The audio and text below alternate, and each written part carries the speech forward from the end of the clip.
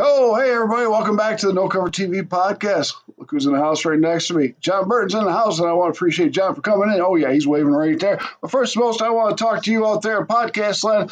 Thank you to each and every one of you checking out the No Cover TV podcast. All the audio podcasts that are on Spotify are here on YouTube that you can check out. And of course, all these great video shows that we're doing on the podcast are great. It's just like back in the day being on TV. It's fun to be with the host up close and personal. And like I said earlier to John before we started, I don't edit. So what happens, happens. And that's the way it was back in the TV shows. If you can remember, oh, yeah, we had some great incidences going on.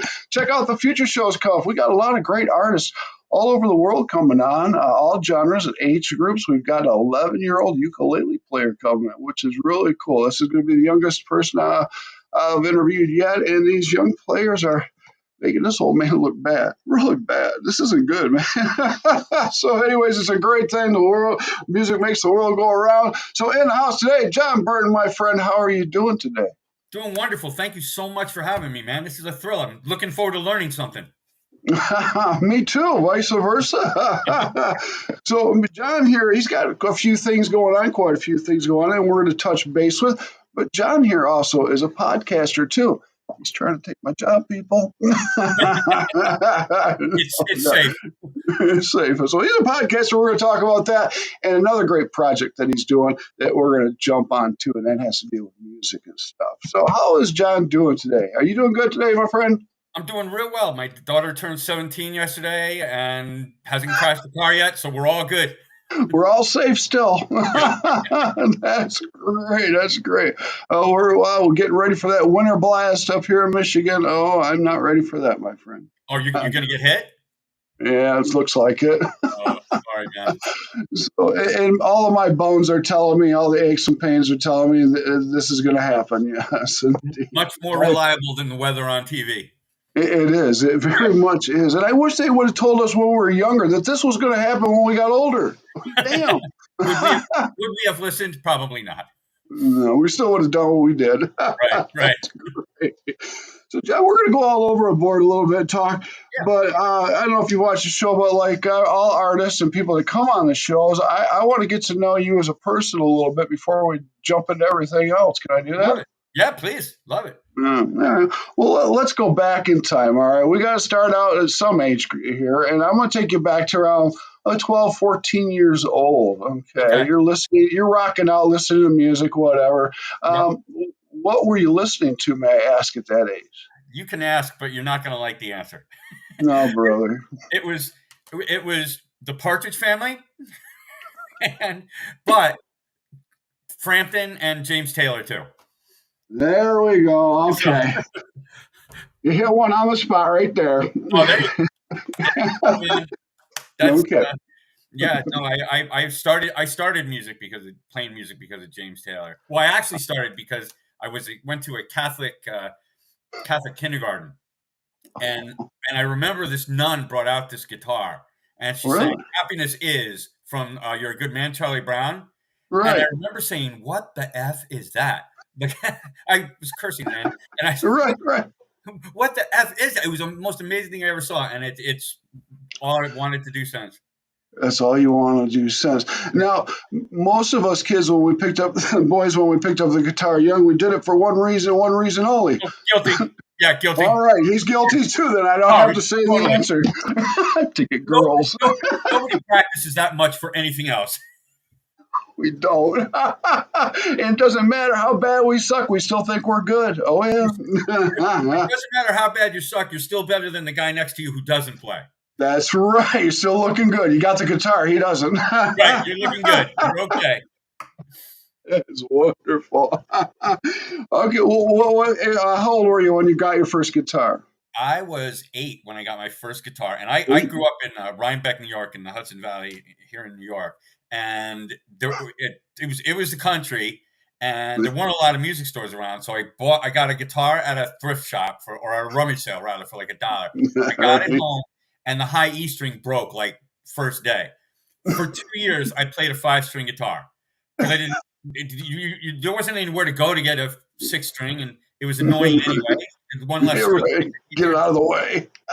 So then I went, yeah. So then I went to play. My church had a coffee house, and they said, do you want to play at this coffee house? And I'm like, yeah. And one guy goes, okay, but you need a 6th string. And I'm like, okay, well then I'll play in 3 months because I had to relearn the stupid thing with 6 strings. But yeah, no, self-taught with those chord charts and the whole thing, man. Yeah, I loved it. It sounds like. What was that first guitar you had? What make was it? God, I don't remember, man. A Flintstone. Flintstone, right? Yeah, Bedrock. It was $1 at a rummage sale, so it wasn't anything. The neck was probably like this, and right, a nice U to it. yeah, exactly. Yeah, you could hold soup if you wanted it to. Sure. I still have mine right here. I won't show it. I still have my original from when I was 12. That's been through. What's that? What was yours? A Circle K. Oh, nice. It don't look so nice no more.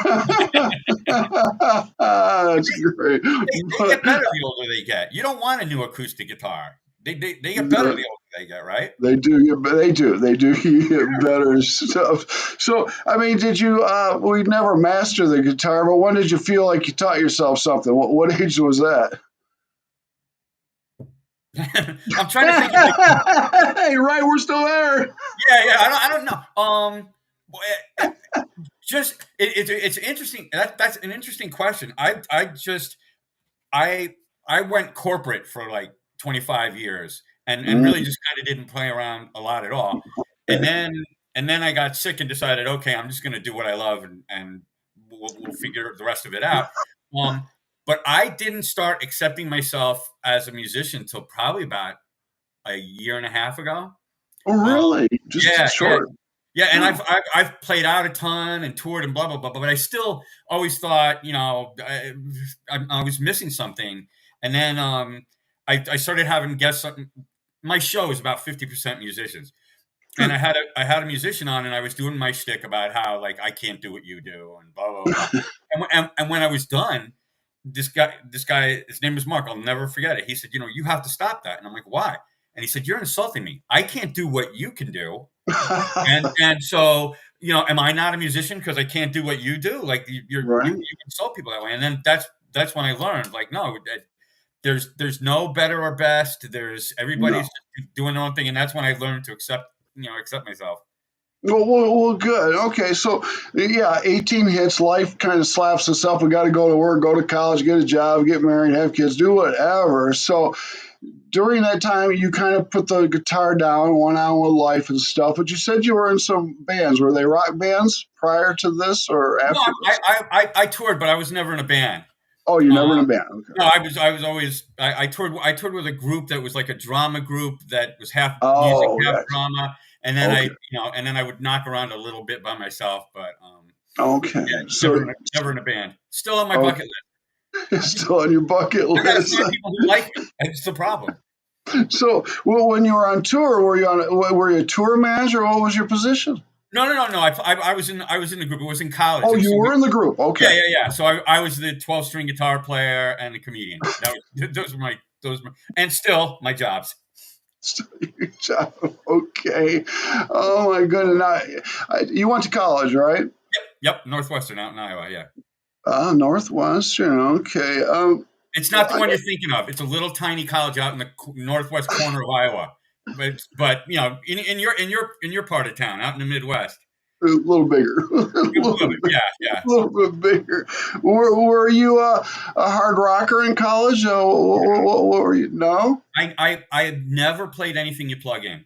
No. I've always been acoustic. I've always been acoustic, piano or acoustic guitar. I was always singer-songwriter. Like I said, James Taylor was my inspiration. Sure. He then screwed me up, but he was my inspiration for a long time. He did screw me up because what I did is I created this show called An Evening with James Taylor, and I went down like the James Taylor rabbit hole. And I'm not note for note with James Taylor, but I'm that close. Okay, that close. And when you play that much James Taylor, you start singing like James Taylor. You start singing like that. And I did so much James Taylor that that's all I would sing like. And so when I would write my stuff, I would sing in like that softer voice.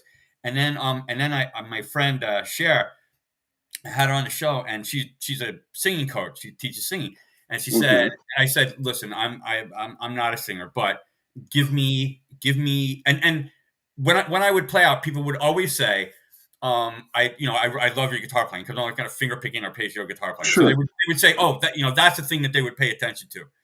Right. And so I said, Cher, give me a one sentence voice lesson, because that's all I have the space for. Just give me one sentence.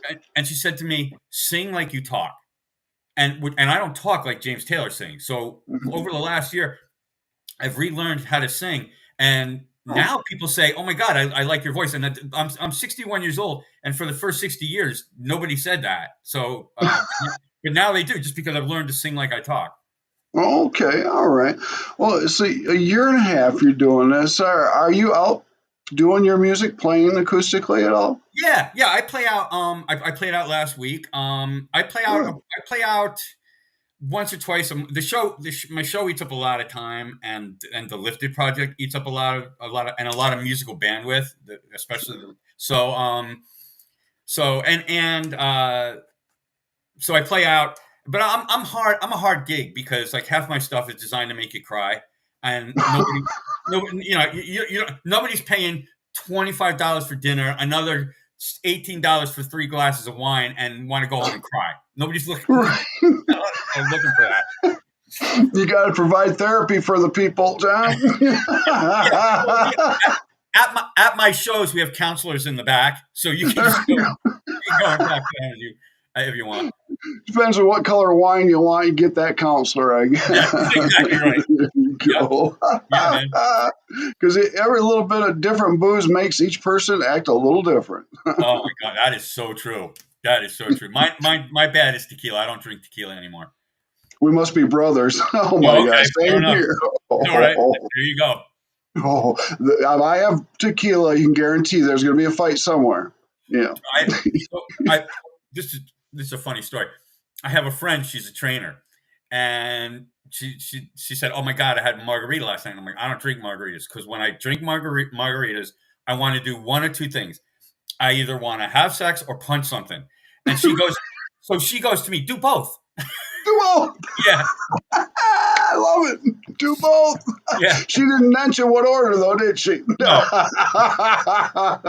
That's great. So yeah, no more tequila. You didn't mention what order. Boy, I don't know. Both of them sound like they could hurt. True. All right, so you're busy with your music, but you've got a lot of other stuff going on to keep you busy too. And now let's go right there. Let's jump on the podcast here. You do your own podcast, which is Home From Here, right? Yep, Home From Here. Yeah. It's a little bit about everything, isn't it? Talk to me about it. Well, it started. I had a journey with mental health that was a little bit dramatic. I got arrested. I was facing 350 years in jail. I was suicidal. I was misdiagnosed. I took 7 different pills. They were all counterindicating. I was taking lithium. Lithium for me is toxic. It turns to poison. So I'm literally killing myself with the pill that's supposed to make me not want to kill myself. So, I basically, but I was like, I was also crazy. So I said to my whole world, listen, I'm going to stop these pills cold turkey. And I'm just going to hole up in a house for 2 months, with my wife and daughter. And I'm just going to clean it out. And everybody thought I was crazy, which they're right. I was, but not that type of crazy. Right. But my plan was that at the end of that period, I was going to take my life, because I was still facing 350 years in jail. I'm here, so we know how that worked out. But it was daunting, and so my plan was go through that summer, get my daughter back in school, and then take my own life. But then that summer, my daughter at the time was 7, did so many amazing things for me. She would walk me in circles outside so that I got outside. She would change towels. I was going through a towel every 15 minutes with the sweats. She would make me peanut butter sandwiches, and she would get on the phone and yell at my friends to come visit me. They didn't, but she did.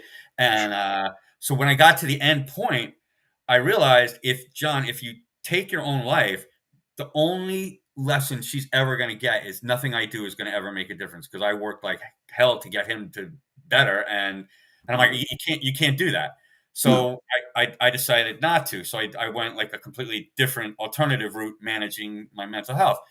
Good. So then I get asked to be on somebody else's podcast, and I did. And then the manager of that station said, "Hey, would you like to do your own thing?" And so the show it's almost every show touches a little bit on mental health. Sure. 50% of my shows are musicians, so it's very easy to talk about crazy people. You got to be a little loopy in this business. Yeah, right. So we do cover that. We do cover some politics. We cover, but we cover it from a civil discourse perspective. Sure. I'm not a Republican, but I have a regular guest who's a Republican senator or candidate for senator who, and we speak civilly, and it's really unique. And then I have people like you. I have people perform sometimes. I have comedians. I have my family on a lot because they're more entertaining than most people. Yeah, sure. But the idea was to just create a podcast that talked really openly about the subject of mental health, and it just so happens that my journey through mental health had music kind of running right down the middle of it. So then it became kind of a music show. And it's long form. Shows are usually hour 45 to 2.5 hours. Sure. Yeah, and it's my life's calling. I should have done it from the womb. Definitely. Well, I'm glad that you got upon this calling here and are doing this for your mental health and other people's mental health out there. August is No Cover TV's Mental Health Month, where we look at after people, whether they're in the business or not in the business. We always tell people there's always somebody out there to talk to. I personally have been through hell and back a few times and shouldn't be sitting here, but I am, through the grace of God, and people to talk to and believe in myself. When we're done, can I book you for my show? Yeah, I'll come on your show. Perfect. Good. I'd love to hear that. And it's funny because I don't talk about it. Never have. Usually I don't, because it's my problem, nobody else's problem, because everybody has their own issues on a daily basis. Well, I listen to my piss and moan and match. Hey, that's just the way I am. I'm a hard case. I'll tell you why. So I wrote a one-man show called Home From Here, and it was about that whole journey through suicide. Sure. And the first time I played it, I had maybe 200 people. And there's one song in it that's about the moment where I decided I was gonna take my own life. And I get done. Now, before I was married, I kind of burned a hole through the universe. And so you understand. And so I finished this song, and this 250-pound guy in a biker vest comes rushing the stage. And I don't have security. I'm just me with a guitar. And I'm like, please tell me that your wife doesn't have a story about me, because You're right. And in front of 200 people, he grabs me and he starts hugging me and crying to me. And he said, last week I was going to kill myself, and I didn't because of my daughter. And the lesson to me then was, I'm not putting my burdens on you. I'm being vulnerable so that you can be vulnerable. And when we're both vulnerable with each other, we everybody gets lifted. That's true. I guess I never looked at it that way. So I guess sorry. Go ahead. When you tell your story, I promise you, people will write you, call you, DM you, whatever, and say, "Oh my God, I didn't know that about you. Guess what? Me too." This is the real Me Too movement. Is holy cow, me too. Me too. Well, let's Big Al get on John's show and see if I break open that egg and see what comes out of my mouth. Oh, bro. Let's rock. I'm in. Wow. Well, okay. You got it, John. All right. You're the one I'm going to talk to then, my friend. Good deal. So now, you say you bring on some musicians and stuff. Are these just locals, or are these people all over the place? So the show's located in the Hudson Valley. The Hudson, it's kind of it's like mid-state New York. People call it upstate. It's not. It's mid-state New York. Right. For some reason, and I don't know why it is, the Hudson Valley It's per capita the highest density population of really, really, really good musicians of any place I've ever been.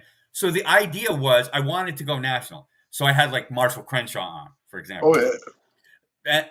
But then then I had on Angelo Santilli.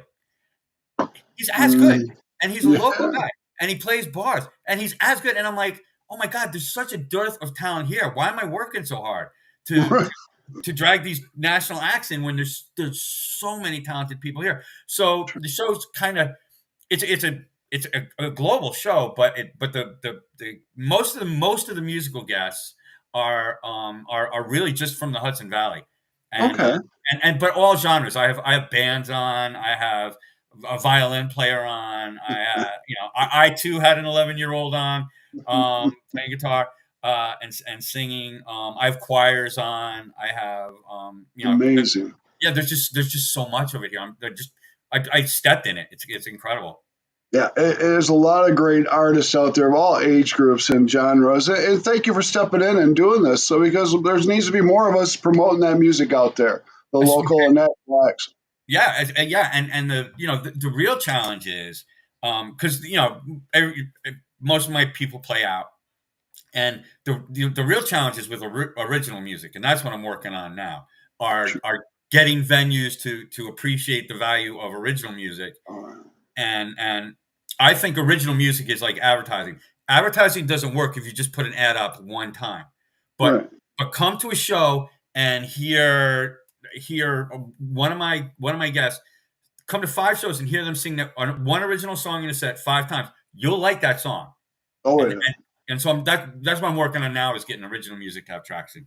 Well, great. I noticed, before COVID and when I was booking different venues and stuff, that there were a lot more venues, that had a lot more original music for you to go out and listen to versus now when COVID hit. That kind of hurt a lot of the venues. A lot of artists unfortunately gave up on themselves, and yeah, I just kind of want to sour away. But I feel it's coming back, not as fast, but it is coming back. You kind of notice that in your town? Yeah, I do. I always joke that AI can't write. AI can't go perform in a bar the way I can. So people who perform original music will actually be the last people to have jobs. So so it's something you should invest in. It should be definitely. All right. Well, good deal. And I can't wait to come on your podcast and we'll talk more about that. But let's get to this wonderful project you're doing, the Lifted Project. I want to know about this. This is amazing, people, what John's got going on here. We'll let John explain this. Okay, so I get very emotional about this. So sorry. It's all right. My wife had head and neck cancer, and it was horrific. She got her head lopped off in surgery, and then she had chemo and radiation. And the radiation, what they do is they make a Hannibal Lecter mask fit to your face. They strap you on a table, they spin you around, and they burn your face off. And she would literally go to bed and wake up with like ash on the pillow, and she couldn't move her head, and she couldn't speak, and she couldn't eat, and she lost the back half of her hair. And she was scarred and swollen and couldn't hold her head up, couldn't talk. It was horrible. When they're done with that treatment, her treatment ended December 30th. On December 31st, you're home and you're like, okay, what now? And she can't walk. So I'm like, so for the first month, all she could do was sit in a chair and just kind of murmur and try. But then, so then I said, okay, I'll never forget it. It's the day at the end of January and it's cold, but sky is really blue. And I'm like, we're gonna walk to the car and back.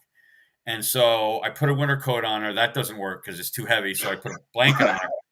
She goes out. She gets out from underneath the shadow of the roof, and she goes like this with her face, like this. And that usually means there's something wrong with my mouth, or my neck, or my throat. And she was just remembering the sun. And I was like, oh my God, you forgot what the sun is. Right. And so I said, okay. So every day after that, we would walk. We did 12 feet, then we do 14 feet, then we do 16 feet, then we get to the mailbox. And every day we would push a little farther. But there was a point at which we got to like maybe 150 yards, and she just kind of got as far as she could go. Right. So my friend, my trainer friend with the tequila joke, sure. she teaches these. I work out a lot because it helps me manage my head. So she teaches these classes. And so one day I walk in and I go, listen, I would love to just and by the way, the Trish had a lot of my wife's name is Trish. She had a lot of psychological trauma too, because she was scarred. So she didn't want to go out in public. She didn't want people to see the back of her head. She would wear the big sunglasses and a scarf, and she convinced everybody staring at her, and a lot of people were. And I said, what if I just bring her in here back and just get her to kind of like literally just shuffle her feet? Yeah. And so my friend says, yeah, absolutely, bring her in. So next day I go, Trish, trust me, we're going to win. We're going to sit in the back. It's going to be okay. She sits in the back and they start the class and she's shuffling her feet. And my friend says this, goes, grabs her, brings her to the front of class, turns around and faces everybody and shuffles with her for an entire hour while everybody else is doing everything. My wife is crying. She can't believe it. Right. We get in the car and my wife turns to me. She goes, do you think we could ever do that again? Phone rings that moment. It's my friend. My friend's like, get her the F back here tomorrow. Nice. Same thing. So now she has had neuropathy from the treatment, which is where your brain doesn't talk to your feet. So it was really hard. So she's doing classes. And so at one point we jump on these boxes. They're like 2 feet boxes and you jump on them. So she had a 3-inch step and she was putting 1 foot on it and she fell because she couldn't do it. And she's crying on the ground.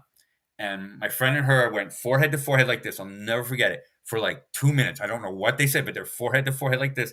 And then Trish gets up and just starts wipes her eyes and just grabs the weight and goes. I don't know what they said that time. But after that class, my friend walks Trish over to this 2-foot block and says, we don't quit until you're on top of it. You jump on this block.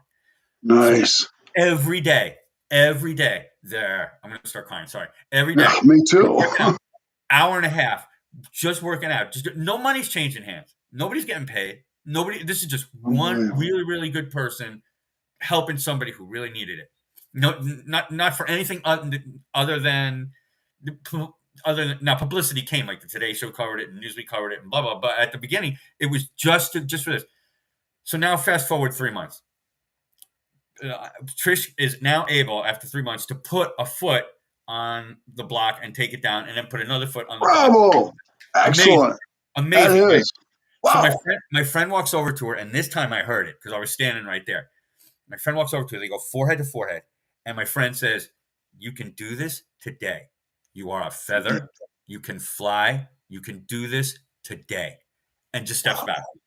And Trish and she waves me like catch her. And there's a circle of like 40 people around Trish.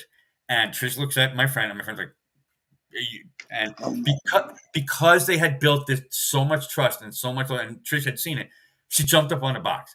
People cried for half an hour. But the thing, but the thing that I took away from it is it's not about fundraising. It's about just putting positive energy into something. Exactly. So I see this miracle, and I do what any good husband does. I go home and I watch TV, and sorry. No, you're not. and I'm watching the We Are the World documentary, where and I'm like, and like the jazz of We Are the World was, so many really talented musicians in a room, no rehearsal, and they just did this amazing thing, and all of a sudden it hits me, hey, stupid, 38 really talented musicians, right on. Why don't you put them in a room? In my case, an airport. Why don't you put them in an airport, and why don't you write a song? Nobody gets to rehearse, and they perform it. So, and no money changes hands. Everything is volunteer. Now, what we do is we did have 4 nonprofit partners there, and from the region, and they were able to present. This is what we do, and they had a table, and if you wanted to donate to them, you could, but you didn't have to. Everything else is, all of it is volunteer. So I go through a roster of people who've been on my show, and I'm like, okay, and I pick 38 of them, and I just send out this note to them all. And I'm like, hey, this is what I want to do. I want to kind of do this project. This is what I think it will. I think there's positivity in just positive energy and just lifting. That's all I want to do. Yeah. So I'm going to write a song. Would you be willing to be in a choir? All 38 said yes the same day.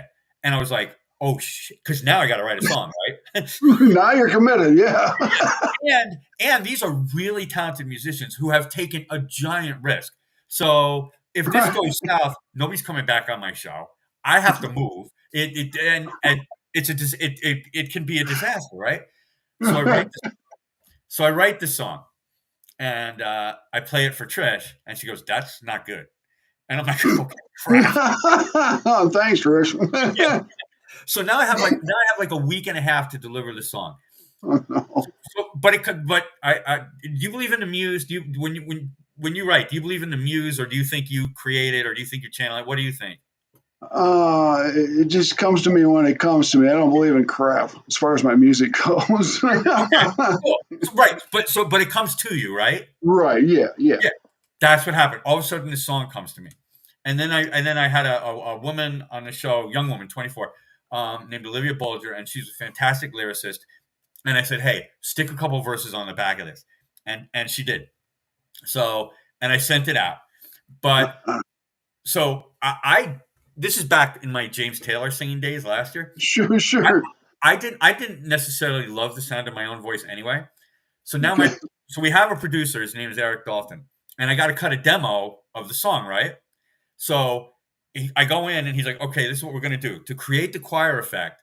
You're just gonna keep singing the same line over and over again. I'm just gonna layer it on top of yourself.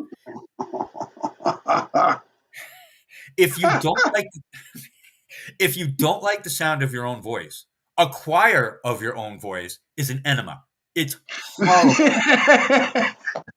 And I'm like, and now I have to take this choir of a voice I don't like, and I got to send it to every great musician that I personally know. That's beautiful, John. Oh God, it was horrible. So, but nobody quit. I was like, oh, okay, if you're in, I'm in, right? So, about 2 weeks before, another friend of mine, Mike Robinson, calls me, and we put together a band. There's a guitar player, a keyboard player, a drummer, and a bassist, right?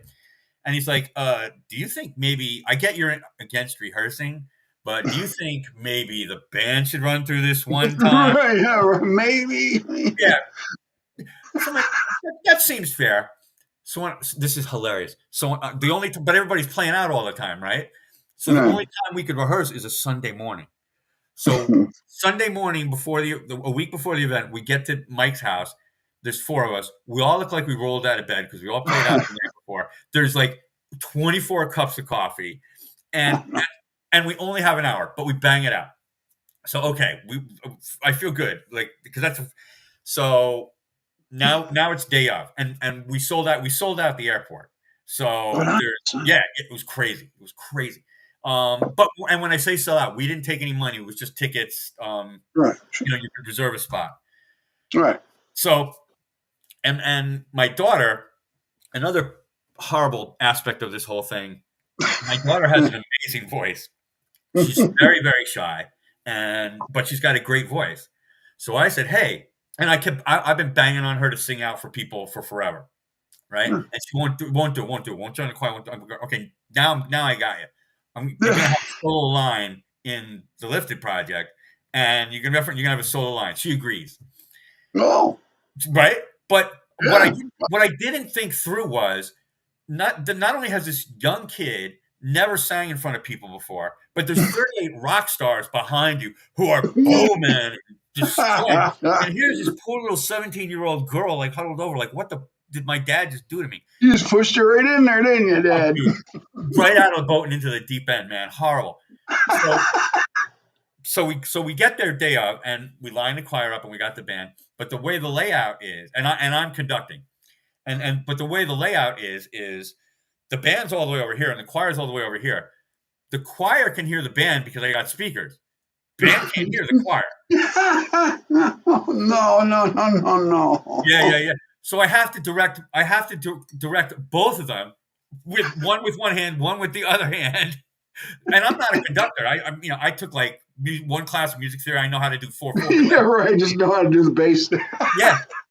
So I go, okay, and there's an audience there, and the show is you hear the choir do the song for the first time ever up through when we get to a version and we're recording. When we get to a version that's recorded that we feel we can distribute, that is good enough that we feel we can distribute. Sure. Right? Okay.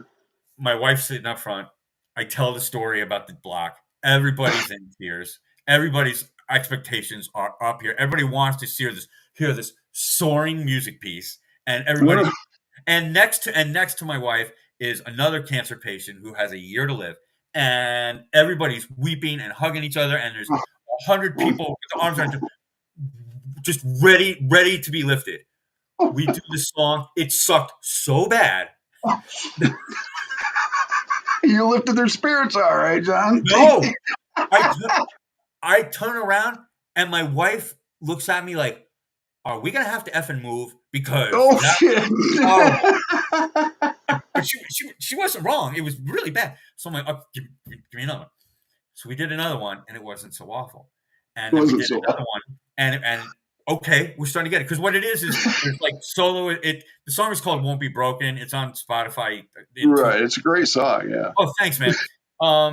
So now people are starting to get it, and everybody's nervous, and they don't know each other, and there's 10 soloists. Right. It's a nightmare.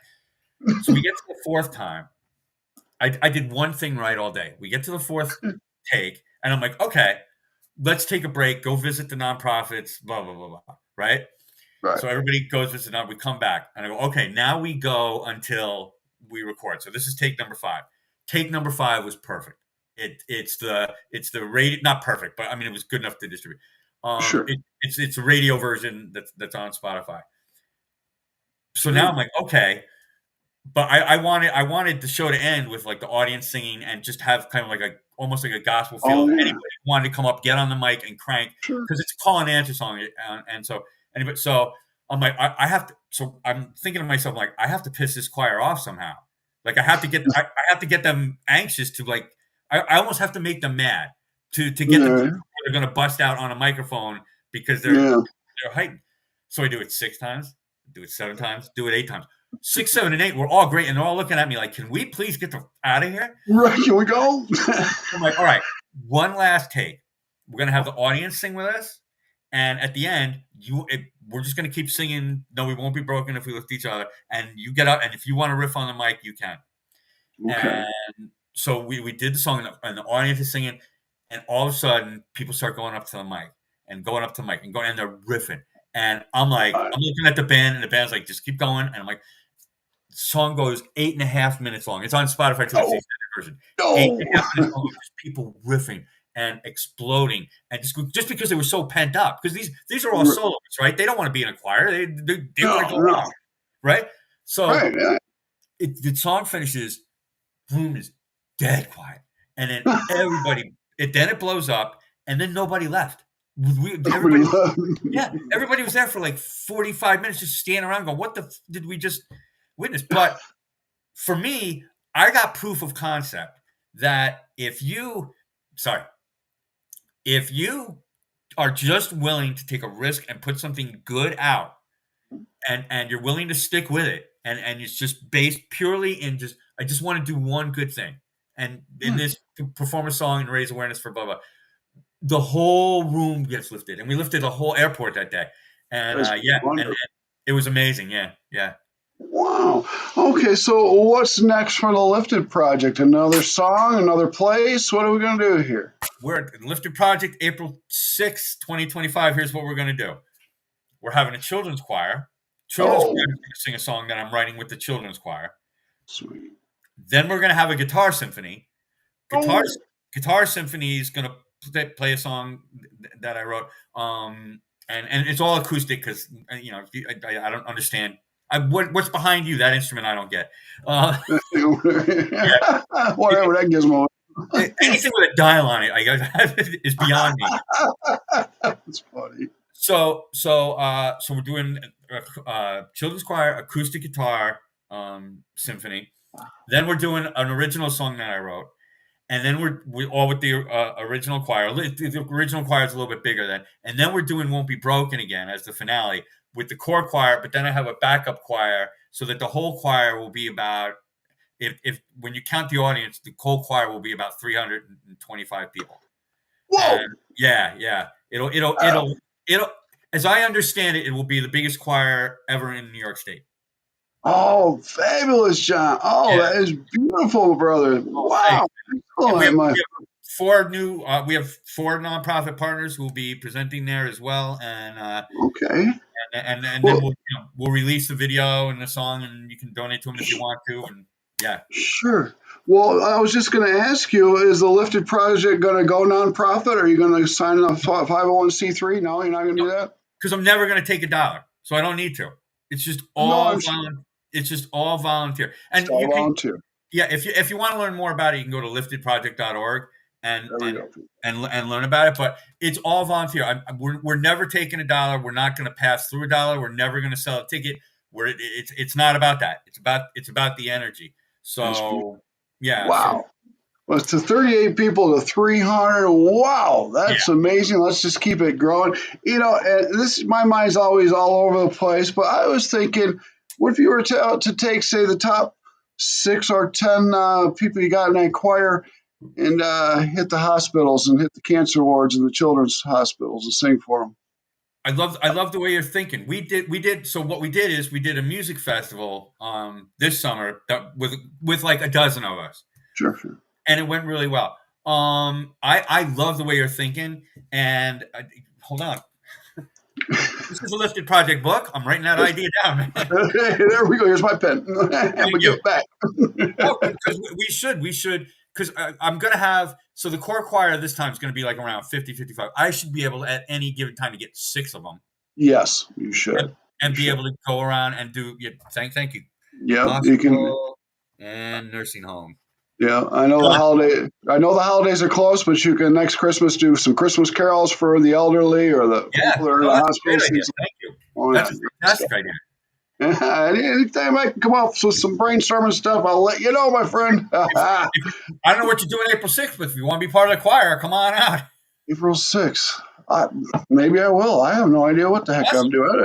Right. You just never know. You see this big guy running towards you? It's just me. Okay, good. That's great. So, we're already at 42 minutes in. I don't even want to end the show. We got a couple minutes left. Now, with the Lifted Project, I take it you're putting more time into that than doing your music? Yeah. The first one just kind of happened organically, whatever that means. It just kind of. But this one is this one's a production. So if you're gonna organize 300 people in a room, including you, then you need to have your and I have an amazing producer, Karen Catalano. She's an amazing producer. She handles so much of the logistical stuff. But yeah, I have an album that I have an album ready. I just gotta record it. Okay. And I'm working on. I have a. You might be into this. I have a cool project going. I'm trying to write a folk opera. Folk opera. I'm interested. I'm listening. Yeah. So I have like a rough storyline. I have a couple songs. But I'm struggling because do you write the story and then write songs to the story, or do you write the songs and then write the story to the songs, or what do you think? Well, we need to know the concept of the story. We don't need to know the whole story, just the concept of the story. Then you can put your music in there. Okay, so you're saying outline and then just plug songs in and then work from there. Yeah, that's usually the way easier for me to do that way. Yeah. Done. All right, I'm in. Thank you. You've solved the problem so far. There we go. Hey, I like. What else are you thinking, Al? You know a lot of stuff, man. I don't want to take this cap off because it'll just flow out on the table. You'll have to hit me up on your podcast, John. Next time we'll see what comes out of this brain of mine. Oh my! Beautiful. Can't wait, man. Now you just started this the Lifted Project. Was this past year, or has it been 2 years? Well, so last year was the first one. April will be the second one, but we've had some inquiries. There's going to be one in New Jersey in 2025 as well, I believe. And the idea is to generate just a bunch of locals, like by you. You could put together 30 musicians blindfolded and write a song, have 4 nonprofit partners, do it from scratch. It's a great show. You wouldn't think it'd be a great show. The audience is mesmerized because they get to hear mistakes. They get to see people nervous. It's reality TV. It's really good. And so the idea is this is how crazy I am. The idea is to have create a national movement over the next few years where, somebody from Nashville, somebody from puts together a lifted project. Oh, man. So now you have 100 lifted projects. And then 8 years from now, we do a lifted project at the Super Bowl, and then I quit.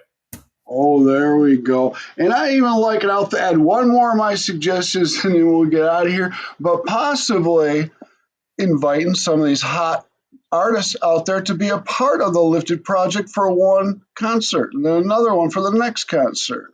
Yeah, so we get Dolly Parton on one. We get somebody else on the next. We're totally. Yeah. And because the thing that I love about that is, aside from Goo Goo Dolls concerts where they drag people up on stage and let them play game, you don't get to see professional musicians performing with people who are not there yet. So I would love the idea because the distance, the distance isn't that far. No, it's not. No. So that would be great. There's a lot you can do with this, and I see a lot of things you're going to do with this. This is going fire, my friend. Now I owe you a consultant's fee. The bill's in the mail already, my friend. John Burton, everybody's in the house. Please check out, where can they go to see the Lifted Project and find out more about it? Liftedproject.org for the Lifted Project, homefromhereshow.com for the podcast, and Big Al. This is the best 45 minutes I ever did, so you might as well just watch this and not bother with the rest. Yeah, really forget it. This is my legacy right here. I'm done. This is it, man. This is it. All right, John. Thank you from the bottom of my heart, my friend. I'm going to get this off so other people can laugh and have a good time and enjoy the show, too. And I'll send you the link. And then let's chat. Let me know when you want me to come on the podcast. All right, brother? I'm writing you a note in the next 2 minutes. All right, sounds good. So everybody check out the podcast and check out John's podcast, too. It's called, what is it again? Home From Here. HomeFromHereShow.com. That's right. Home From Here. And No Cover TV. We're coming as one. Oh, yeah. That's right, brother. All right, John, you have a good one. I'm going to talk to you shortly, all right? Take care, everybody. Thank you. We're out of here. Peace.